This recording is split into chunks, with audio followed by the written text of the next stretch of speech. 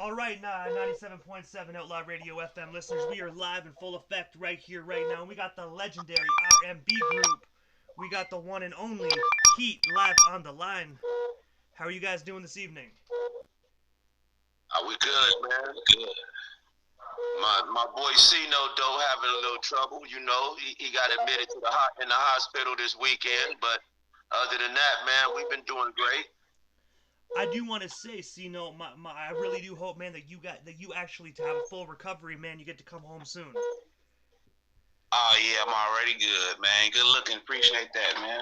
But for the individuals that don't already know, guys, if you guys can introduce yourselves, man, and let the world know who Heat exactly is. Man, I'll let you go, Storm. What's happening? How you feeling? Man, I'm good. How you doing? All right. They want to know. He wants to know who is Heat, man. Oh man, we've always come across like the R&B thugs of the Wild Wild West. You know, a R&B squad with an edge. You know, somebody that's not doing what you would consider like more the soppy version of R&B. Yeah, we like to consider ourselves people that's like almost like rappers that are R&B. It's the best way I can describe the type of music that we're doing. Yes, sir. I'm feeling that. That's exactly what I wanted to say, man. We're a collection of different styles, man, different entities, and we just make it happen, man. We gel together. It's a cool little friendship when we get together on the mic, when we in the studio, whatever we do. We five bad mofos, period, point blank, man. That's it. And I gotta say, man, you guys are, in my personal opinion, I'm not just saying this because you guys are live on my radio station. You guys are in front of me right now, but I gotta say, you guys are one of the hottest R&B groups that I personally have heard in my entire life, man. You guys have such amazing chemistry on your guys' music, man. Your flow, your voices are absolutely phenomenal, man. So you guys definitely live up to the name of your group name, Heat, because you guys bring it. Thank you, brother. That's what's up. That's love right there. Hey, much appreciated. But I gotta ask you guys, man, what's the story behind your guys' group? Like, how did you guys actually meet and, of course, form the amazing group Heat? He started like, man, many years ago, bro. It was me, my boy Storm, and it was a white guy named Jeremy, bro. That's how we started our group. Cino was he was a solo artist at the time. Him and Perry, and we used to all see each other around. Then, you know, things happened. We ended up getting another dude in the group after the white guy left. After Jeremy left, his name was Young Mar. He stayed in the group for a while. We traveled. We did West Coast tour. We used to be with LL Cool J. We used to be with everybody in El Paso. We was in we traveled from El Paso to Vegas. We used to do all the magic shows back in the days with Carl Kanai and everybody. You know, so we old heads, man. And and from our relationships, that's how you see the new group that has everybody else known as Heat right now is formed with Cino, Perry, DeVille, and Storm. So that's how we ended up forming that entity. And also, going back to like the LL Cool J side of things, that was actually in my question list, man. But I gotta ask you guys, what was it like just being on tour with LL Cool J? And of course, like, how did that opportunity arise for you? Because, like, of course, not everybody gets the opportunity to go on tour with the legendary LL Cool J. Storm. It was a pretty interesting situation. I can tell you one of the times that we first got the opportunity to actually get a chance to really meet LL Cool J up front. Tiger was sprinting down the hallway, and he's wearing baby blue, North Carolina blue. And J, I guess he was getting his hype together as well. So he starts out of his dressing room, and these two guys kind of look face to face, and they resembled each other a lot too. So that was really fun. Oh man, LL Cool J says, he says, man, damn. He turned around and walked back in his dressing room. I think he wanted to change clothes. Hey man, but it was cool, bro. But on that same tilt, that same time, I guess we startled him because we went back out to the crowd, and I guess LL took a minute because he had to redress. So the crowd started saying, "Fuck LL, we want heat." I gotta say, I bet you LL was a little pissed off about that. You know what I mean? He probably never actually got that before. So the fact that the crowd was saying, "Fuck LL, we want heat." Hey, he hit that stage. It was nothing nice, and that's when he had that GOAT album out. It was nothing nice, bro. Yeah, it was nothing nice on the level that he brought a heavy duty level of energy. You know what I mean? And he was on point with all that he was doing. It was real sequential because when we came out there, despite the way the chant was going and things like that, once we got a feel for each other's energy and that camaraderie started to build, that changed the dynamic and that made everything flow beautifully then, you know. And I gotta ask you, what cities did you guys actually hit? Like, was it a one concert tour? Did you guys actually go on the actual road with him, like across the world? Oh, I think we did like 2 dates with him. We did the Arizona date, and we did the New Mexico or El Paso? What was we at? Las I think it was El Paso. El Paso, okay. We did 2 dates with him, and then we did like about 4 dates with Two-Live Crew. Yeah, that was the dates with Two-Live Crew was way more personal. I guess you would say intimate. Yes. And when I say intimate, I mean that we were doing things with their squad. We were actually going out promoting the people. Yeah, doing all kinds of stuff together. It was a really fun and interesting time. Yeah, it was cool. And plus, Two-Live Crew, man, they were crazy back in the day. You know what I mean? So it must have been a hoot just being on the road with them guys. Yes. Oh man, that was a blast, man. Two-Live Crew. Had a lot of. I'm just saying. I could only imagine what you guys witnessed while on that tour. I can only imagine what you guys actually witnessed and actually did on that tour. Can I stop us real quick? But I really want to give it out, man, to our producer, man, the one that made Heat whole. His name was Sean Jordan, man. He passed away a couple of years ago, bro. And man, he meant a lot in getting this group to the success and all that we have known and that you hear from us now, bro. He had a lot to do with everything. And I just want to give him a shout out before we went any further. Absolutely. Sean was a heavy, he did a lot of production for us. He did a lot of managerial type of things. But also Sean was a heavy duty mentor. And he put his whole life, his heart and spirit and soul into what we were doing. That loyalty that he gave to us, we reciprocated that loyalty and gave it right back to him. And to this day, it's still the same. He's still always a brother for us.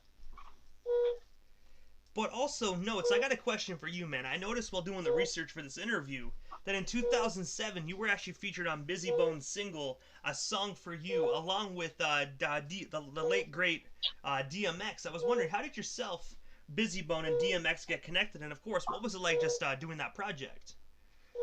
Oh man, that project was, man. I'm still getting love off that project, man. I'm totally grateful for that situation, man. Still to this day.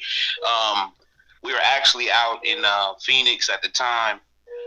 We were hosting a club. We were hosting a club called Famous Sam's on Wednesday nights and stuff, and we would have all the local artists in there, and performing and stuff like that, and we would just host it.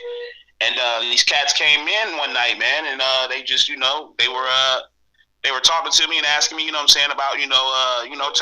telling me, name dropping some names of only people that I would know, and I was like, whoa, that's what's up. So, we had, they said they wanted to, get into the studio and drop some stuff, and so we set it up, and then went into the studio. I had dropped at that time. I didn't even know it was for Busy Bone or whatever. I didn't know it was for the project was for. I just thought I was going in there doing some vocals. You know what I mean? And went in there, did it, and killed it. And they was like, you know what? We're gonna go ahead and let you just keep this. And I was like, okay. They was like, yeah, this record's for Busy Bone and DMX and Woo Wop, and that's just kind of how that landed, man. And I got with the label after Platinum, you know what I'm saying? And that was the same label Busy Bone was on at the time, and Corey Guns and King Los, a couple other people. But yeah, that's pretty much how that came about, man. And it was a crazy, crazy experience, brother. I'm grateful, man, just to be. I was in the middle of two legends, brother. And hopefully I'll be able to do some stuff like that, man, one day. Or we'll have catalogs just like those brothers, man. And also, going back to the group stuff here for a minute, in 2005, you guys actually dropped a phenomenal record by the name of Fahrenheit. I have to ask you guys, man, because I've always been wondering this since I caught myself a copy back in the day. Like, what's the story and inspiration behind that phenomenal record? Because, like I said, you guys really showed, like, how great you guys are together on that album, man. There's not a song on that record that I did not skip. Man, that's when we were out traveling Vegas. We were traveling the world, Vegas, California. We was doing shows. That's when we was doing shows with who was that? The cat, Chili Powder. Chili Powder had a lot to do with that album. We stayed, C-Note, man, we all stayed together at G-Man's house. He was one of our managers that used to live in Vegas. And we used to do many projects. We went over and over, had fun. I mean, it was just coming from us, bro. Everybody was contributing to that album. And I gotta say, as well, that one song that I really enjoyed, man, is "We Came to Party," man. I don't know, when I hear that song still to this day, and it makes me want to pop some bottles, man. I'm actually, for the listeners that don't know that joint, right after this interview, I'm actually going to be spinning that song here on the radio station, man. So I'm going to bring our listeners back to when R&B was real R&B. You know what I mean? So that's what's up. Yeah. Sure, appreciate it. We've got a couple of projects that are coming out very soon. We're going to be dropping hits again.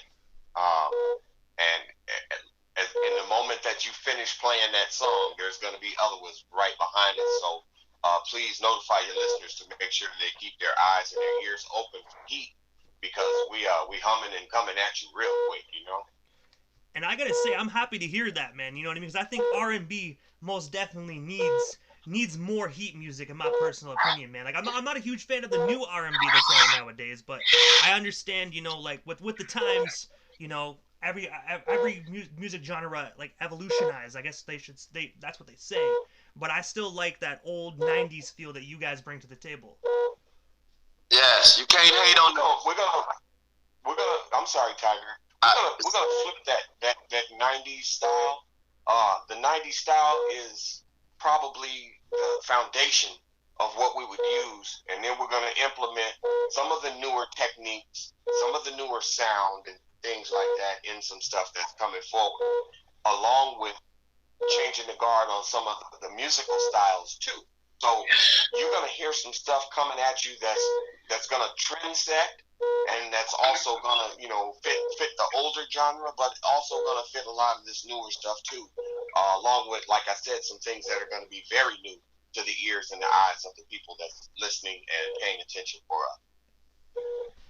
And also, as well, I also noticed that you guys had the opportunity to perform with R&B legend Keith Sweat. I was wondering, what was that experience like? And of course, what was it like just being up there performing with the legendary Keith Sweat?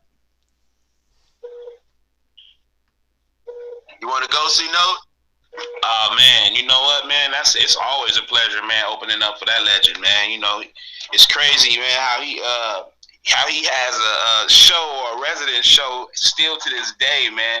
Yes. If any artist is a inspiration to R&B, man, I would say definitely Keith Sweat, man, because he's still relevant, and he older than damn near all of them. He still got a whole show. He on tour. So yeah, man, it's just always an honor, man. We opened up for him a few times too, for sure. Hey, very inspirational opening up for Keith Sweat, though. He lets you know that you're never too old to get it, man. Everybody loves music. Music is what makes the world go round. We all need it. Yes. Yeah, he was a professional too, man. Real professional cat, man. It's just not for the young cats, and he let you know that. And the people that come out to support him let you know that, because he packs the house every concert. Right, that's real.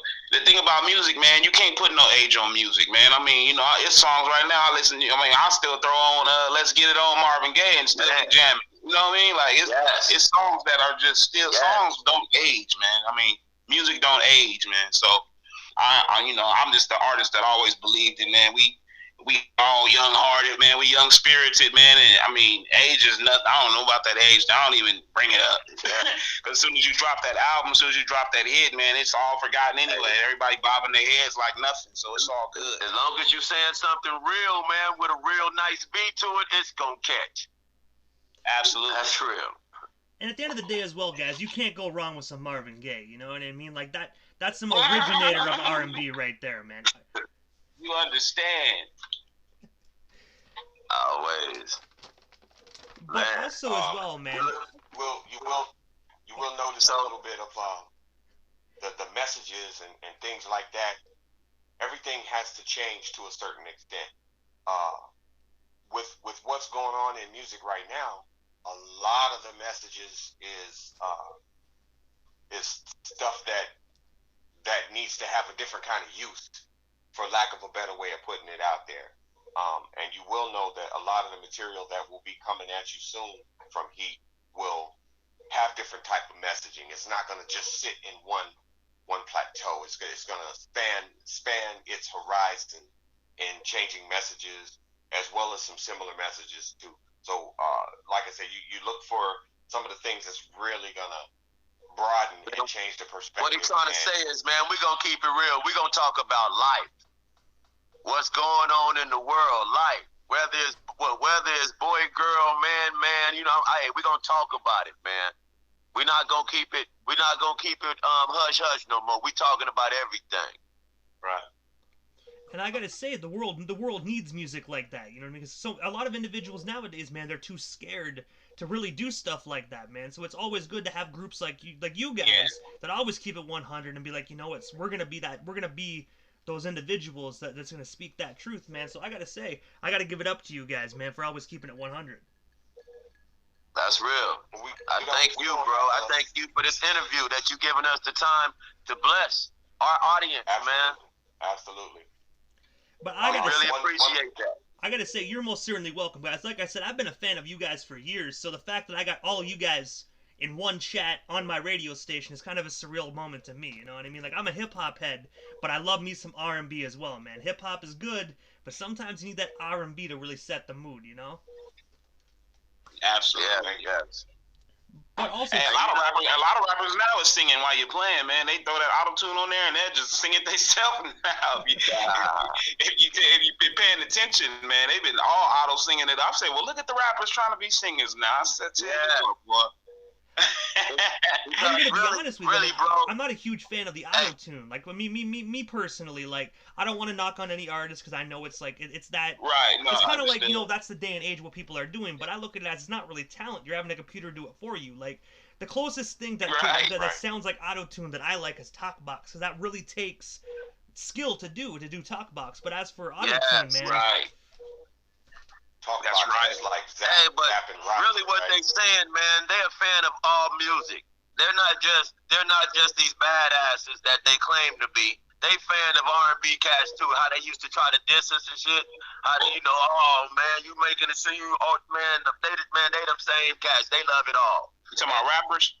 Yes. Oh yeah. Rappers couldn't do it without R&B. I'm gonna put it out there like that. Chris Note said it. Rappers couldn't do it without R&B. Most of them want to sing. They just want to be accepted, but some of them can't. But they know some of it is not acceptable in the line of music they do. Right. R&B been here forever, man. It seems like we all use each other to bridge those gaps. You know what I mean? Yes. A lot of the R&B artists might use a rapper to bridge to a certain territory, and likewise. And I gotta say, I most definitely agree with Notes as well. Like, for instance, Blackstreet, with the collaboration they did with Dr. Dre, 112, how they did a lot of stuff with Biggie and Puffy, you know what I mean? Like, it's just... You know what I mean? Yeah. You always remember that hook. It's like you always remember that hook. Yeah. Usually the hook is the singers, man, you know? Hey, because most of the hook is catchy, and it means something. Right. It's the topic, you know? Right. And don't get me wrong, I love my rappers. I'm not taking nothing away from them, you know, because they're lyricists. You know, at the end of the day, it's about lyrics and things. It's about writing the right things and right material and stuff. The only difference with us and them, man, is that we put nice melodies to our rap. You know, and we call ourselves R&B. That's pretty much all I call it, man. You know what I mean? That's real, bro. We do write in the style of hip hop. Right. We do. You know, hip hop has made us as R&B lyricists, has made us have to adapt our style as well, because when it comes down to writing and things of that nature, you got to come out with some pretty technical, spot on. It's like shooting basketball or something. You a guard. You got to come up with some real good stuff if you want to make it to that goal. Hey, but as I was telling, me and Storm was talking the other day, and I was telling him about, man, my best influence would be, as far as in the music that we do, will be Full Force. I don't know if you remember Full Force, bro, but Full Force, they touched the music game like it was no other. I mean, from Backstreet Boys to NSYNC, Full Force, bro. They was armed. I mean, everybody know them because they were on all those shows. As far as the buff guys all the time, they was the brothers that was always the big buff guys in all the little Kid and Play movies. You know? Right. I remember that. Yes. And man, they had so many groups to come out. They the ones that the original Roxanne, you know? They started a whole world after that, because that's when you had Roxanne Tatum come out. I mean, them was the creators of UTFO. You know, hey man, Full Force was the boys, and they bridged R&B and rap. Yeah, nobody. It was a whole birth. It was a whole different movement, a birth that happened off a lot of those rock bands and stuff like that. Hey, you remember they was in them Crush Groove movies and stuff. You remember? They was the one beating up Russell Simmons. Yeah, buddy. And like I said, man, I just want to, I do want to take this time to thank Mr. McCain, Mr. Busy Bone, and DMX, man, for that opportunity, because those was hip hop heads, man, and they actually helped introduce me to the industry by that opportunity, man. I just want to say I'm forever grateful for that, man, for sure. Yeah. We're gonna take that as far as we can, for real. Rest in peace, DMX, man, and let's do some more music. Busy. If you don't mind me asking as well, man, did you get the opportunity to meet DMX but before his untimely passing, or was that just a kind of like an internet feature type thing? Yeah, no, I met him. I actually met him. I met him at the I met him actually at the video shoot itself. That's the first time I actually met DMX himself. But me and Busy, we were actually on tour a little bit. We did a few dates. Because he was really more so of the label mate. But DMX was kind of like a feature on his album single. So DMX was just kind of like got brought in on that situation. And I'm, like I said, I'm grateful, man. I'm grateful for that, man. God, only Lord knows, man. Lord knows that could have happened like that, man. Indeed. And one more, man, to our boy again, Chili Powder from. And he's from Master P label. He was from Master P label at the time, bro. He had just left it when we hooked up. And man, he contributed so much to the group Heat, bro. Yeah. Word. And outside of that as well, there's so many different working components that help it all come together, just like what we're doing right now. And Brandon, just you having us on this interview, we want to reciprocate that love as well, and say thank you because it takes all of these components to bring it all together and make it all come home, you know? And I gotta say, you guys are most certainly welcome. But the one thing I gotta ask you, because I know you guys said you have a new album coming out soon, you know, new music. And I know you guys can't let too many cats out of the bag pertaining to that, because you guys gotta keep some secrets, you know what I mean, to keep listeners surprised. But other than the new album, I gotta ask you guys, what is next for you guys other than that album? Is there any shows, any concerts, anything else you guys still want to talk about or promote? Will we still have you here live on the Canadian airwaves? We got videos coming out. We got, that's what we're trying to work back on. After we finish this album, we're trying to get back on the road and do as much as we can, man. As much as COVID allows us to do. Right. Yeah.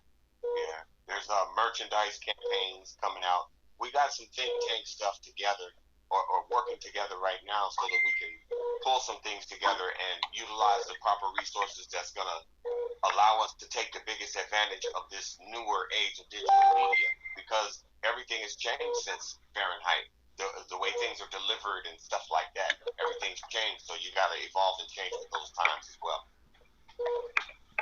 And we will be introducing new artists. Yeah, that's a whole nother bag too. Yeah. But also, guys, this is the time in the interview quickly that I give a chance for the individual that slides into the radio station airwaves. Just a chance for them to give shoutouts to whomever they want to give shoutouts to. But most of all, guys, your social media handles. That way our listeners can follow you and stay updated on everything Heat if they're not already doing so. Go Storm. I believe we have a YouTube page, and that is Heat Music AZ. That's Heat and then Music and then the letter A and the letter Z. That's our YouTube page. As far as the Facebook page, I believe it's the same. I believe it's Heat Music Yes. AZ on Facebook. Heat Music AZ. Yeah. It's all together. And then, of course, we're on iTunes. You can purchase the material Fahrenheit on iTunes. We're also going to sneak in a couple of the older material from some of the older presentations that we had put together as well, along with following up with this new material. So we got a lot of gems that's about to happen. Videos are coming soon and all that good stuff. And I gotta say, that sounds absolutely phenomenal, man. It sounds like 2021 is the year of Heat, in my personal opinion. Man, it's the year of get back. I call it the get back year. It's a pull up summer. We're gonna pull up on it. Man. But hey, it's getting back to the fun again, man. You know? Because it's like life takes you for some turns, but we still managed to pull it through, stick together. So, hey, now was our time to, have a little break and do us. And I gotta say, as first and foremost, guys, as well, I just want to say thank you so much for just taking the time out of your busy evening and coming and sliding into the radio station airwaves. Honestly, like I said, I've been a fan for a long time, so it's just an honor to have you on my station. I wish you guys nothing but the best, and I'm looking forward to hearing that brand new record when it does drop to the general public. Man, thank you. And we appreciate I was you, just bro. thinking of something. We do appreciate you, and I was just thinking about something really quick. And while I've got some of the other guys on the line, you can let me know if this is something that we can do or not. We should go on ahead and drop one of these singles on Brandon, and let him do that. To break it himself. Do that. And you can set it off how you want to do it, Brandon. Hey, most definitely. If you guys send it, I most definitely will break it, and I'll break it good. Do that. We'll put Tiger on that for you. Sounds like a plan. What I'll do as well, right after we sign off, I'll actually shoot you my email there, Tiger. That way you can shoot whatever song you want broken on over to me. I'll shoot you too. I'll shoot you a contemporary, and then I'll shoot you a banger. Gangster banger. Hey, most definitely. If you send it, I most definitely will spin it. All right. Thank you once again, man. Much love. Much love to you guys. Thank you so much. Brandon. Have yourself have yourselves a wonderful night. All right, See, my brother. let's do better, bro. I know for sure.